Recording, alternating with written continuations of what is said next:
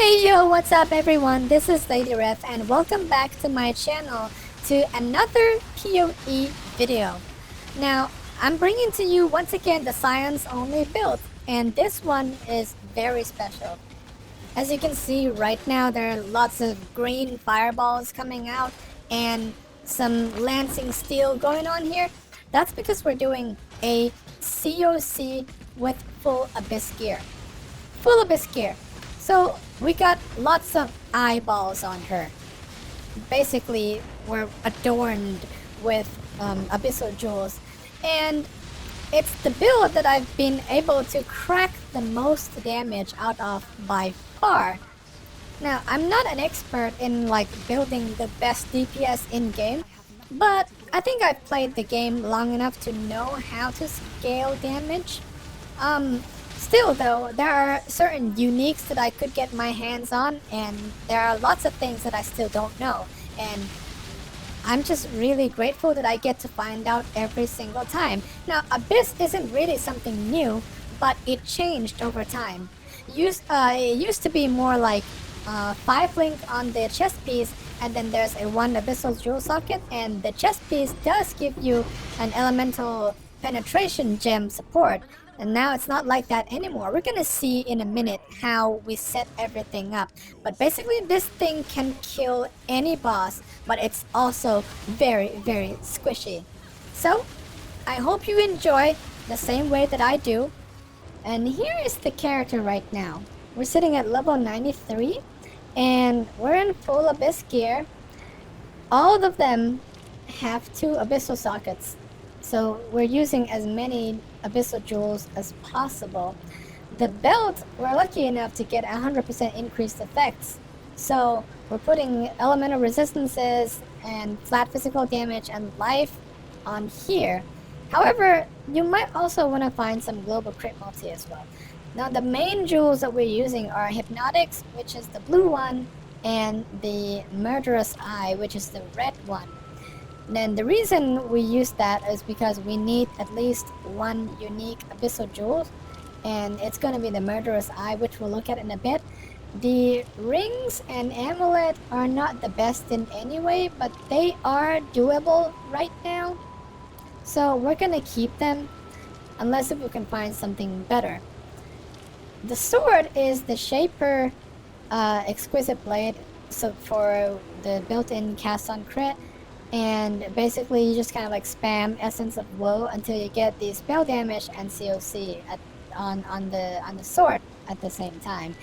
Now the rest of them you can kind of like, if you're lucky enough to get an empty prefix, so you craft something like hits can't be evaded, but if you get an empty suffix, you craft suffix can't be changed, and then you go to the harvest craft for the extra crit.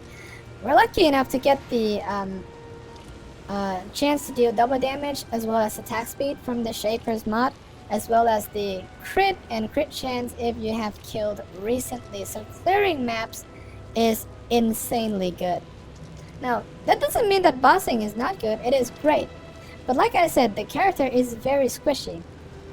So, Petrified Blood that you see here, that's not making your character any much tankier. It just prevents you from getting 1 shot.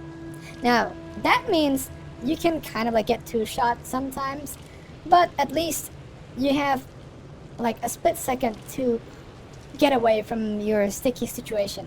Look at this horseshit physical damage reduction. With armor, the Granite Flask, it's a little better, but the thing is we're using the Timeless jewel over here, and it's a Calm Lethal Pride, which gives us the additional fizz reduction for every life recovery per second from leech.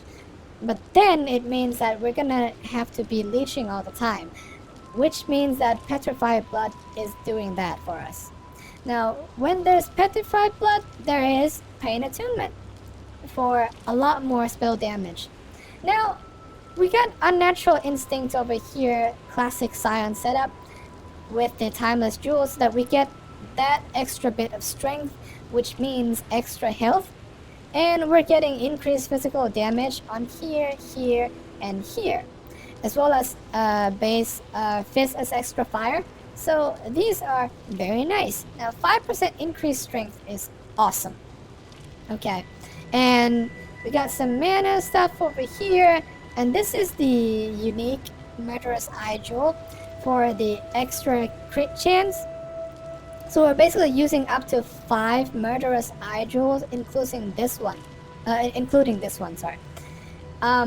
So on the Murderous Eye Jewels, they do not give you extra spell damage, but you can always find all elemental resistances, life, and global crit multi. Those can be expensive, but they're alright. They're not like divine levels, but some of them with an extra 4th row of mod will definitely reach like divines prices. And you know, the rest of them just standard crit and fist, crit and crit multi, some damage and in mana regen, attack speed, auras over here, and the mana reservation reduction as well. Now we got a cluster.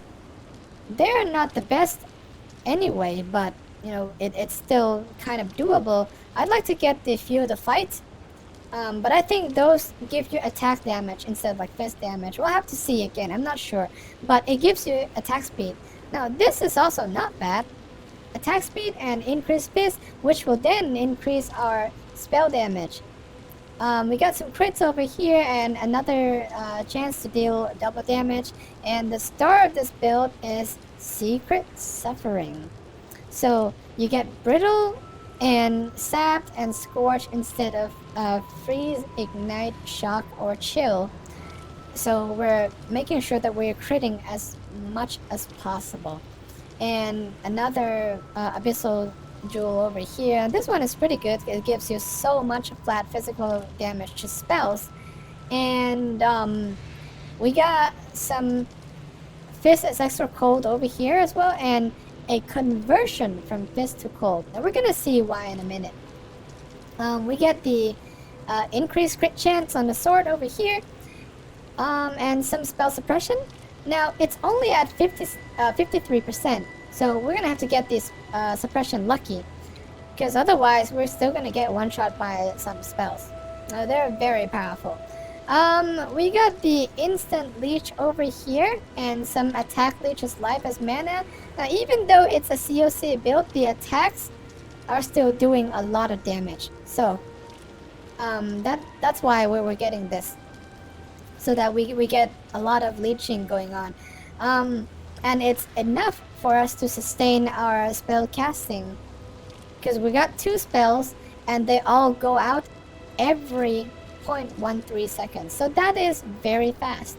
The Ascendancy classes are looking like this. So we get the Pathfinder for the flask effects. Now you can go with the Inquisitor if you want some more damage and some penetration, but I think at this point we've got enough of that. And you're not really going to be nearby anything because you're standing at the edge of the screen. So flasks are a much better option. And the Saboteur. No, it's not a trap build, but the Scion Saboteur isn't all about trap. It's got increased AoE, cooldown recovery rate, chance to deal 50% more area damage, and a chance to blind on hit. Well, the blind is okay, you know, because basically it gives you a little bit increased evasion and a chance to survive. But the top 3 row, look at that, so good. Okay, and the 50% more area damage is just insanely powerful. And a lot of people kind of like underestimate the cooldown recovery rate, but CoC does get affected from that. Okay, so it used to be 0.15 and now it's 0.13. And I know it's only 0.02 seconds earlier, but CoC gets you a lot more damage even by just that tiny increased cooldown recovery. So please, if you're doing CoC, anything that gives you cooldown recovery is awesome. We can't get it on the belt obviously because of this, but it's worth the trade. Alright, now, um, yeah, that's pretty much the skill tree. The skill setup looks like this. Lancing Steel Spraying for the proc, and we got Cold to Fire support, and this is basically why we're doing the Fist conversion to Cold on the skill tree earlier, and because we also use Absolution, and parts of Absolution still being physical, so we're converting that for the extra fire damage. And the Glacial Cascade, although it already converts everything to cold, but still cold to fire means extra fire damage as well. And Hatred is also giving me that too, so when you play physical conversion to elements, Hatred is pretty much always what you need. And when you do that, the cold to fire is also awesome. And we got the extra level from Awakened Fire Damage, and obviously the increased critical damage support. So this is the skill setup right now. And let's see how we do in maps.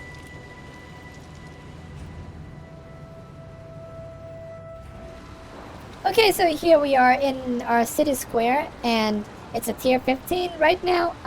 This is the mods. Well, basically this map, the monsters resist critical strikes. So, let's see how much damage we actually do.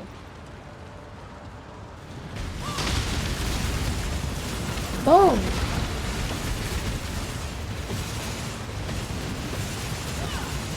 Alright, there's a harvest over there. We're gonna keep it for later.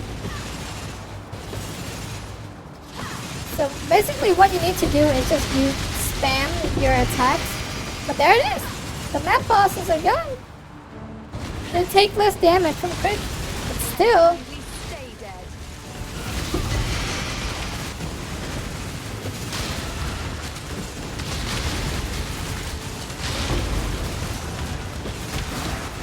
Alright, let's get that strong box.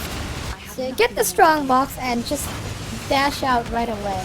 Don't want to be close to anything because they can kill you.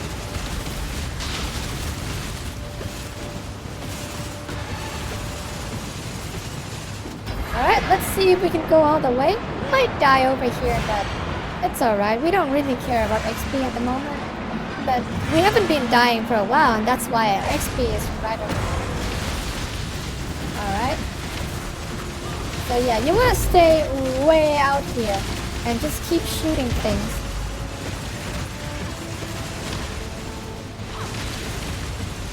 Well, it seems you're dead. Yep. Oh, there's an expedition too.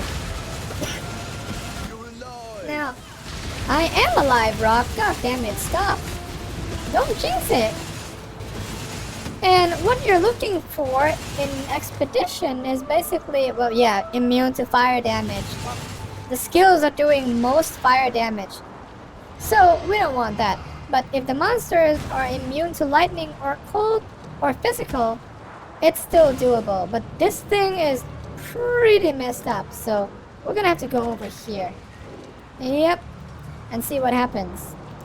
Well, damage can't leech life. Well, that's gonna make things a little bit difficult, but it's still doable. You just need to worry about the lightning, and also the hit against monsters can't be crit. That just kills your CoC. So right now you can see that we're not leeching, but the skills are still going out quite a lot. So it's definitely not bad, but it can give you a little bit of a hard time.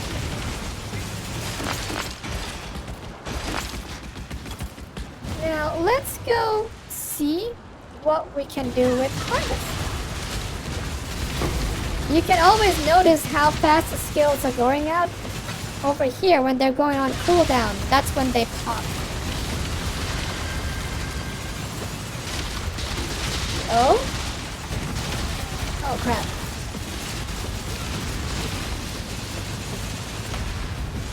It's a barrel!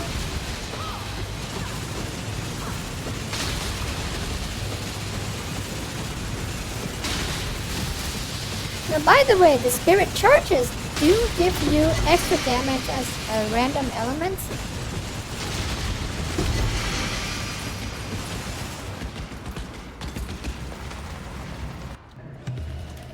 This way, exile. So let's see over here. Always the yellow. The most expensive. And just like that. Now sometimes I like to spam Assassin's Mark in a mob group because it gives you a power charge which then boosts your critical chance. So you shoot the skill and then just press Assassin's Mark when you can. So the cast speed is pretty fast. So that was Assassin's Mark right there. Okay. And the flasks do not really run out when you're fighting because you're getting flask charges when you deal critical strikes. Well, sometimes, because all of them are getting the surgeons or specialist mod, as well as this on the skill tree, gives us increased flask charges gain.